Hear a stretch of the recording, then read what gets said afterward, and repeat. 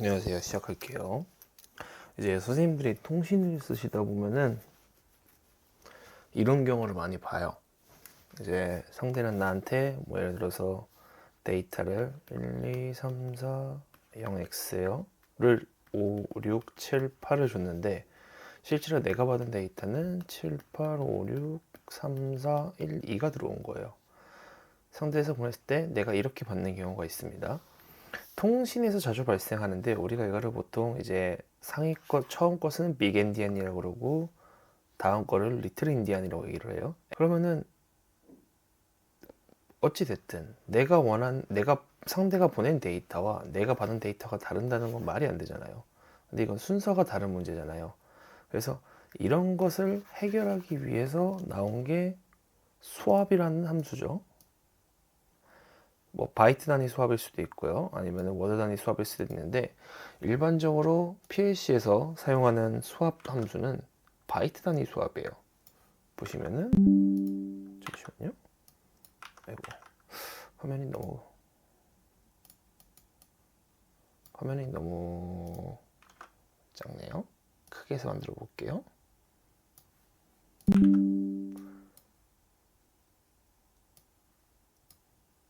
자, 이런 류의 바이트 단위 수압을 합니다. 보이시죠? 자, 보세요. 반 뚝 잘라가지고 하위 바이트, 상위 바이트를 수압을 하는 거죠, 각자. 그죠? 그렇게 되면은 예를 들어서 0x 1, 2, 3, 4가 들어왔으면은 실제적으로 우리가 0x 3, 4, 1, 2로 받을 거잖아요. 이거를 가지고 0x 1, 2, 3, 4로 다시 바꿔주는 역할을 하는 게 바로 이 바이트 수압입니다. 근데 보시면 아시다시피 바이트예요. 그죠? 바이트 수압이잖아요. 우리는 바이트 수압일 경우에 PLC는 기본적으로 워드 단위를 쓰고 있기 때문에 이런 바이트 수압이 사실 익숙치는 않아요. 그래서 이 함수가 얼마나 편리한 건지 한번 직접 만들어 가지고 확인을 보여드릴게요. 자, 먼저 데이터가 들어갈 거나 만들어야겠죠. 자, move H1234 D0으로 보내줄 거고요. 자, 그 다음에 이제 해당 데이터를 수압을 하는 것보다 바이트로 바꿔야겠죠. 이 W2B 명령어가 있는데 이 명령어는 워드 단위, 그러니까 지금 제가 D0에다 데이터를 넣었잖아요. D0의 워드 단위 데이터를 바이트로 쪼개는 거예요. 두 개로 나누어서. 그러면 D1, D2의 바이트 데이터가 각 1, 2, 3, 4로 쌓이겠죠. 그 다음에 두 번째로는 자 이제 어떻게 해요? 그럼 일단 바이트로 자른 거를 수압을 하려면 옮겨야 되잖아요. 먼저 D1부터 옮겨야 되죠. 근데 옮길 때 생각해 보면 우리가 데이터를 옮길 때 생각해 보시잖아요. 잠깐만요. 지울게요. 데이터를 옮길 때 보면은 예를 들어서 수압을 한다고 칠 때 D0, D1을 수압을 할 거예요. 정정할게요. 일단 편리하게 얘기했습니다. D0 데이터와 D1 데이터를 수합할 거예요. 자, D0, D1에다 써요. 그럼 D1, D1에다 쓰면 돼요? 안 되죠. 왜냐면은 D0의 데이터를 D1으로 보낸 순간 이 둘이 같은 데이터가 되어버리잖아요. 그래서 임시 데이터는 D2를 만들어요. 그래서 어떻게 해요?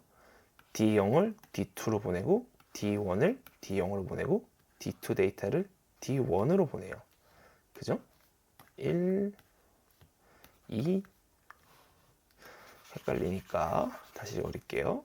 D0, D1, D2죠. D0 데이터를 D2로 보내고 1번, 그 다음에 D1 데이터를 D0으로 2번, 다시 D2 데이터를 D1으로 3번, 이렇게 총 3번의 과정을 거치는 거죠. 그러면 우리도 마찬가지로 똑같이 PLC도 만들어야겠죠. 먼저 D1 데이터를 D3로 보내고요. 그 다음에 세 번째, 이번엔 D2 데이터 그럼 D1으로 보내도 되겠네요. 그죠? 그 다음에 네 번째, 보냈던 D1의 데이터를 다시 D2로 넣어주는 거예요. 그죠? 우선 여기까지 해서 잘 되는지 한번 시뮬레이터를 확인을 해 봅시다.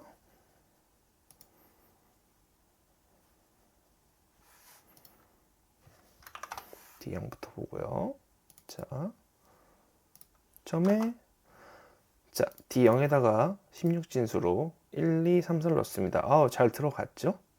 자, 그럼 이제 해당 데이터를 바이트로 나눌 거예요. 어떻게 됐죠? 그죠? D1부터 해가지고 바이트를 지금 나눈 거잖아요. 워드인 D0의 데이터를 바이트로 나눈 거예요. 어디부터? D1, D2에다가. 그럼 D1, D2에다는 3, 4, 1, 2가 들어갔죠. 마찬가지로 D0에도 1, 2, 3, 4가 들어가 있는 상태예요. 자, 이 상태에서 서로 수합을 해봅시다. 자, D1, D3 보네요. 처음엔 D1의 값을 D3니까 3, 4가 옮겼죠. 그 다음에 D2의 값을 D1으로 보내줘요. 그러면 1, 2가 D1으로 들어갔죠. 그죠? 1, 2가 D1. 그 다음에 마지막으로 미리 빼둔 D1의 값을 다시 D2로 집어넣어요. 그럼 어떻게 돼요? 3, 4가 들어갔네요. 자, 그러면 이제 아까는 3, 4, 1, 2였는데 이젠 1, 2, 3, 4죠. 자, 해당 데이터는 당연히 삭제를 해줘야겠죠. 일단은 지금 냅둘게요. 자, 이러면 어떻게 돼요? 우리가 원래는 바이트로 나왔을 때 3, 4, 1이었는데 1, 2, 3, 4잖아요. 그럼 이제 해당 바이트 두 개를 다시 워드로 합쳐보면 되겠죠. 잠시만요. 워드로 합치는 함수는 똑같습니다. B2 워드, 바이트 투 워드죠. 네, 워드 투 바이트로 나누고 바이트 투 워드로 다시 합치는 거예요. 자, 여기서는 어떻게 해요? D1의 값을 합쳐서 어디다 넣을까요? 뭐 D1, D2, D3 쓰고 있으니까 D4부터 넣을게요. D4 넣고 K2. 자, 그럼 어떻게 돼요? D1, D2에 있는 이 두 개의 바이트 값을 하나의 워드로 합쳐서 D4에다가 집어넣겠다는 거예요. 그렇죠? 그 다음에 우리가 이제 필요 없는 친구들이 있었죠. 옮겨놨으면 필요가 없을 거예요. 그건 이따 할게요. 자, 여기까지 먼저 하고요.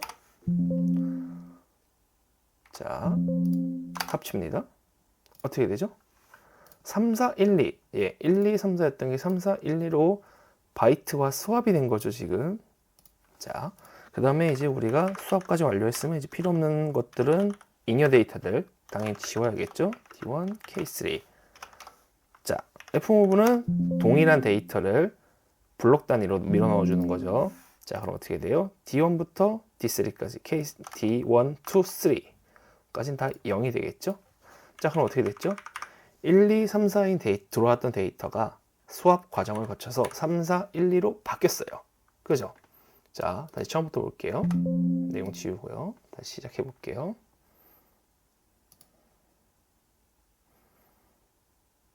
자, 들어갔습니다. 먼저 데이터 넣었습니다. 1, 2, 3, 4가 들어왔어요. 자, 1, 2, 3, 4가 들어왔는데 이 데이터 보니까 뭔가 우리가 서로 간에 수합이 필요하다라는 결론이 나오게 됐으면 수합을 해야겠죠? 어떻게 하죠? 먼저 바이트로 나눠줬죠? 그러면 3, 4, 1, 2 바이트로 나누고 자, 그 다음에 수합을 합니다. 3, 4 데이터를 다른 곳에 넣어주고 그 다음에 1, 2 데이터를 3, 4가 있던 자리에 넣어주고 그 다음에 3, 4가 뺐던 자리를 1, 2가 있는 데이터에 넣어줍니다. 그럼 수합이 됐죠. 자, 이 상태에서 어떻게 해요? 해당 바이트 D1부터 두 개의 값 1, 2, 3, 4죠. D1부터 두 개의 바이트를 합칩니다. 워드 단위로. 그리고 필요 없는 부분을 지우죠. 그렇게 되면 어떻게 되죠? 1, 2, 3, 4로 들어왔던 데이터가 3, 4, 1, 2로 바뀌는 거예요. 이렇게 일련의 과정을 거쳐서 바이트 수합이 되는 거죠. 근데 우리가 이거를 얼마나 간단히 할 수가 있느냐? 자, 한번 끄고요.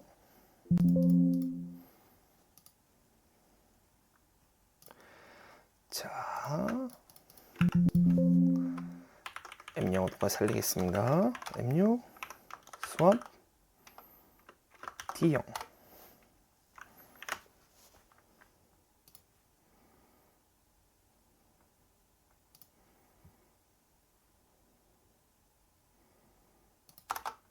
자, D형에 1, 2, 3, 4 들어갔죠? 그 다음에 수합 D형을 날립니다. 그럼 어떻게 돼요? 3, 4, 1, 2 깔끔하게 바뀌었죠. 위에서 한 줄, 두 줄, 세 줄, 네 줄, 다섯 줄, 여섯 줄이죠, 총. 이 여섯 줄에 해당하는 명령을 이 한 줄로 줄일 수 있는 거예요. 그죠? 우리가 참 이렇게 수압이라는 함수가 있고 이걸 이렇게 쓴다 하는 것도 좋은데, 이왕이면 또 어떻게 만들어졌는지, 뭐 어떤 구조를 가지고 있는지, 몇 번 연산을 해야 되는지, 좀 이런 것들에 대해서 한번 얘기를 하려고 만든 거고요. 사실은 뭐 이렇게 여러 과정을 거친다고 하지만 사실 이게 수압 함수 하나 쓰는 게 제일 간단하고 좋습니다. 그래도 어떻게 동작하는지는 알아야 더 도움이 될 거니까 한번 편하게 봐주셨으면 좋겠어요. 그럼 오늘 여기까지 할게요. 고생하셨습니다.